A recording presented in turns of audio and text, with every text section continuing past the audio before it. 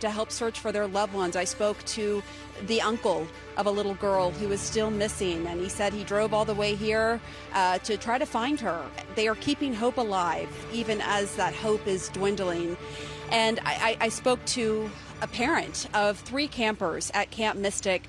Her girls survived, but what she told me was harrowing. And it also told me a story of just the heroism from the counselors and the owners of the camp. This parent told me that it was, in the middle of the night around 4 a.m. The water was ferocious. It was rising, and they were told to stay put, that the owner, Dick Eastland, and his son were coming to get them in the car. And while they were waiting, they saw the fury of the water continue to rise, and they knew that car wasn't going to get to them in time. And so they rounded up the girls, and the counselor got her key out and poked a key in the mesh of the back window in the back of the cabin to poke that out.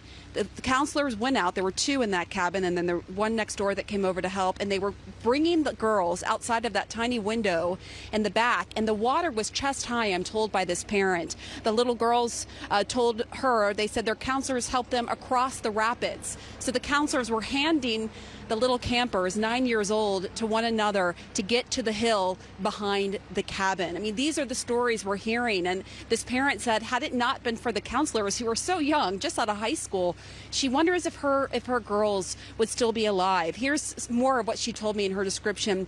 2 counselors were in the rapids and one on the dry hill, moving the kids from hand to hand. A lot of them lost their shoes and then climbed up the rocky hill to safety, all in the middle of the night. Then they got to sky high and cuddled because they were cold and wet, and sang songs and prayed.